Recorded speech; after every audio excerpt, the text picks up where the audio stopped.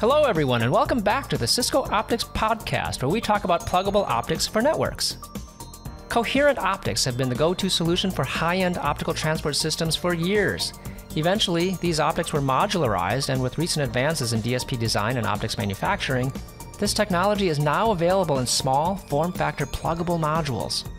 In March of 2021, Cisco recognized the importance of this technology and acquired the industry's leader by far in this space, Acacia Communications. This is episode 22, and we continue our conversation with Tom Williams. Tom joined Cisco through the Acacia acquisition in 2021. We dive deeper into understanding coherent optics. Tom leads marketing efforts for the Acacia Coherent Optics team that was acquired by Cisco in March 2021. Tom has spent over 20 years developing optical transmission equipment ranging from 10 gig to 1.2 terabit. He participates in a variety of coherent standardization activities in OIF, IEEE, and Open ROADM, and is co-chair of the OpenZR Plus MSA. Tom spent nearly 15 years in various management roles at Optium, where he participated in the company's 2006 IPO and 2008 acquisition by Finisar. Tom joined Acacia in 2015, where his role has included corporate and product marketing responsibility, as well as contributing to product roadmap definitions. You can always tell when someone's a true leader when they drive standards bodies. Please follow us on Apple Podcast or subscribe on whatever podcasting platform you use. We're actually part of the Cisco Podcast Network. Check out our blog at blogs.cisco.com and search on hashtag Cisco Optics blog, all one word, no hyphen and no spaces. You'll find podcast episode notes with timestamps there. For our YouTube playlist, go to youtube.com and search on Cisco Optics.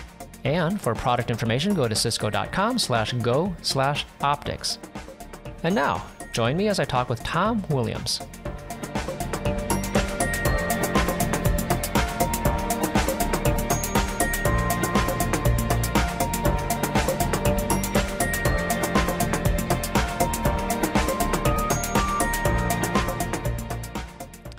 So let's switch gears slightly. So tell me more about the DSP approach. You mentioned earlier the approach was to leverage silicon to solve an optics problem. Yeah, so can you expand on that? Coherent, maybe starts with kind of what is coherent, right? Okay, all right, yeah, let's start there. So Acacia is known for coherent optics. What is coherent? So optics? basically, what coherent is doing is the decoding of the signal is based on what's called a local oscillator, but the local oscillator is essentially a reference. So if you think about normal NRZ modulation is ones and zeros, like it on as a one, off as a zero, and that's fairly straightforward to do with just a photodetector. When you start getting into more advanced modulation using phase modulation, it helps with amplitude as well. But even once you get into phase modulation, what you can do, it's really tough to do that without a reference. A lot of times what people will do is there's algorithms where you delay, you kind of have a delayed bit and you compare that to the bit received, and you can, based on the relative phase of those two. But there's always, that's called differential encoding, and there's a penalty associated with that. The best way to decode phase encoded signals is to use a local oscillator as a reference, and then you compare the incoming stream of data to that reference. So that local oscillator is truth, and if something is in phase with the local oscillator, then say it's a zero. If it's out of phase, then it's a one. And so by having that reference oscillator that you can compare to, it essentially gives you gain, because now you're not trying to guess between two noisy signals which one, what the relative phase is, because you have one very clean signal that you're comparing everything to. So the local oscillator is your phase references, and it's the That's right. Like you said, the true phase that you're referencing. I'm probably dating myself, but I remember when coherent optics, it's not a new concept, but I remember when the sentiment was, my God, that local oscillator laser is going to be really hard to make because it's got to be a super clean, basically a single frequency laser if you want it to be a nice, clean, true reference. But obviously, we're doing it now. What was there any particular milestone where that became a reality? Do you So remember when that happened? probably, well, I mean, it happened in 2009 or so, somewhere around there. The main, I think what the bigger factor is, so it does need a clean, very clean laser reference, right? That's certainly true. Um, but I think what the bigger intersection was CMOS technology coming down to a point where you could actually handle the powers associated with the processing. So the way, Hmm. we were talking sort of at the optical domain, but the way that's actually implemented is to have very high speed analog to digital converters, and you convert everything into the digital domain, and you do a bunch of signal processing on the signal after it's combined with the local oscillator, and you're able to decode everything. But that processing, I mean, as you said, coherent detection's been around for decades, right? I mean, it's nothing new. We've always known that you could do coherent detection with optics, right? There's nothing new there. What was new was that you could actually do it in a way where it was power efficient enough. And the early implementations were pretty power hungry, right? But they weren't Hmm. super low power, but they were low enough power that they were implementable. You could actually deploy it. And like a lot of technologies, it started in the most challenging applications. So it started in submarine and long haul, where you just would not, there wasn't any good way to solve the problem without coherent technology. And, so it, So it's a matter of necessity then. yeah, and, so it's sort of the intersection of cost and power came down to a point where it was good enough, nothing compared to what it is today, but it was good enough to where the value proposition made sense. And in some applications, it started to be adopted. And we talk a lot about coherent migrating from that point to our CFP product brought Hmm. coherent technology from just being kind of long haul and submarine to being really better suited for metro applications. And now, we see coherent being developed for edge and access application. It's gradually moving to shorter Hmm. and shorter reaches as data rate goes up, and you have those two things working at the same time. As time goes on, you're moving to smaller and smaller CMOS nodes. It's becoming more power efficient. All of the improvements in the technology, and at the same time, when you go up to higher data rates, it becomes more difficult to overcome the optical impairments without using coherent technology. And so, those two things both lead toward at each new data rate moving coherent to shorter and shorter interfaces. Yeah, that's an interesting concept. And I wanted to get into that, but before we go there, let me just make sure I understand something you said earlier. Um, Getting back to the DSP and the function of the DSP. So the coherent optical detection process involves, like you were saying, all these components that you put in the silicon photonics PIC, right? At the end of the day, we can only measure optical intensity, right, with photodetectors. We don't directly measure phase other than through the devices on your PIC. So is it a fair statement to say that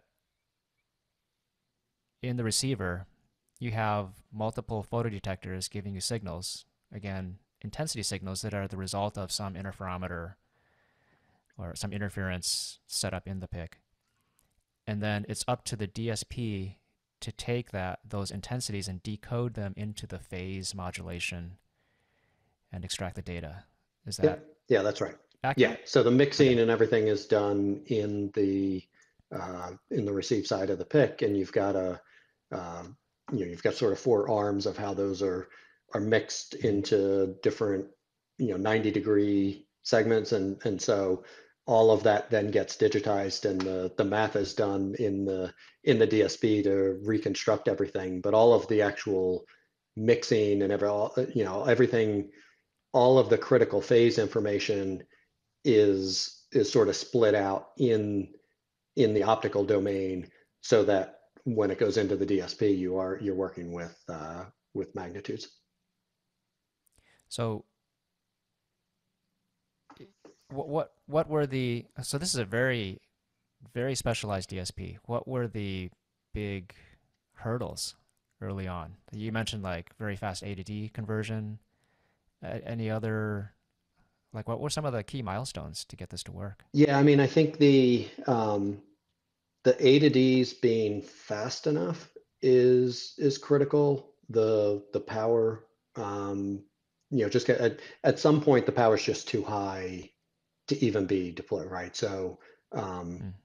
yeah, I think it was critical that the CMOS node, power, nodes advanced to a point where you could actually uh, get it into a manageable budget, right? And I hesitate to call Mm. those early implementations low power compared to what but if you extrapolate it, we see where the power has gone over the last 10 years, right? If you looked backward and extrapolated that another 10 years, you'd see that you'd be orders of magnitude higher power. It just is not feasible to use coherent technology if you go back much further than where it was adopted, right? And so it So really, what kind of numbers are we talking about? Like what I was the mean, power of the early CFP and implementations, the, so CFP was, tens of ways, say, 20 to 30 watts. okay. Early implementations were well over 100 watts. I mean, the first implementations Wow, were okay. probably, multiple hundreds of watts, right? And so, if you extrapolate that and say, okay, well, a couple of CMOS nodes earlier than that, if you were at kilowatt powers and everything, you just can't implement that in a line card, right? It's not Hmm. feasible. So I do think the powers were critical. Certainly the DAC and ADC speeds being, the math is the part we knew, right? It Hmm. really was, how do you be able to implement the math in a reasonable uh, power, and have all the components available that you need. So so what can you do design wise? I mean, you can always just wait and the new CMOS node will be around. So that's one way to address it, but is there anything you can do in the design itself? So I mean, now that we're into the sort of coherent world and environment, Hmm. uh, I think you have a few different dimensions that you can work with, right? I mean, you're moving each generation of CMOS node. The optics are increasing in baud rate, and so we're scaling in that direction. We've been through, if you go back over the last 10 years, we've moved from QPSK modulation to 16 QAM to, 64 QAM's pretty standard day. But you start to get to a point where you reach some limitations in terms of the performance beyond 64 QAM starts to not be so usable. Um, Hmm. so, there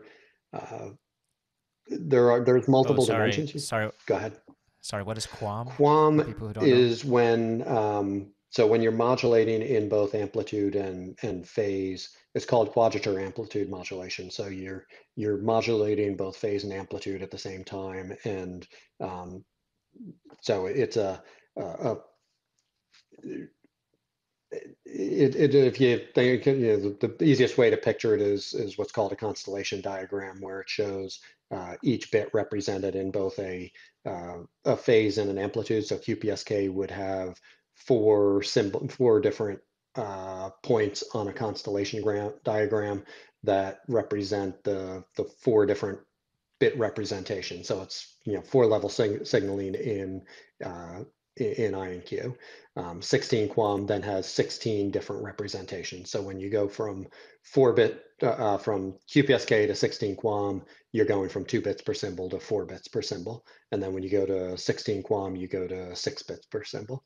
So the higher order QAM means the more bits on your constellation diagram, and the more bits per symbol. The trade-off there is if you think of that constellation diagram as being sort of a constant amplitude, the more bits you put in there, the smaller the space between the bits. And so the harder it is to tell, as you add noise to each one of those, if the bits are closer to each other, you're less tolerant to that additional noise, and you start taking errors sooner, right? So if you try to stuff too high of order modulation, so you've got too many bits represented in that constellation diagram, it becomes difficult to achieve substantial reach.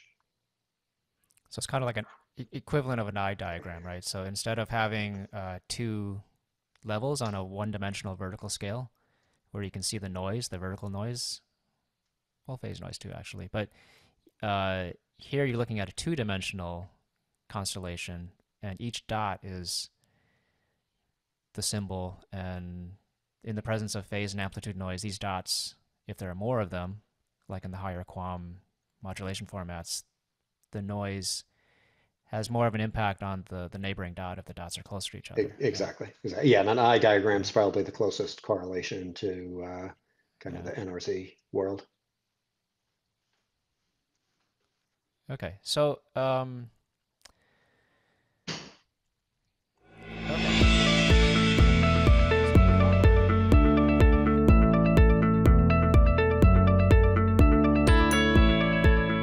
That was the third part of my conversation with Tom Williams. Next time, we'll get into fundamental limits of communication. Follow us on Apple Podcasts and leave a review, or subscribe on whatever podcasting platform you use. You may see the Cisco Podcast Network come up when you search for Cisco Optics Podcast. That's where we live, and you can find other great podcasts there too. And we'd really appreciate you helping to get the word out. Share this with friends and colleagues that come to mind when you think of network technology and optics. Also, check out the Cisco Optics blogs at blogs.cisco.com and search on hashtag Cisco Optics blog, no spaces and no hyphens. We also have this podcast and educational videos on YouTube. Just go to youtube.com and search on Cisco Optics. Thank you for listening. This is Pat Chow, Product Manager at Cisco Optics. The next episode is part 4 of my conversation with Tom Williams. Until next time.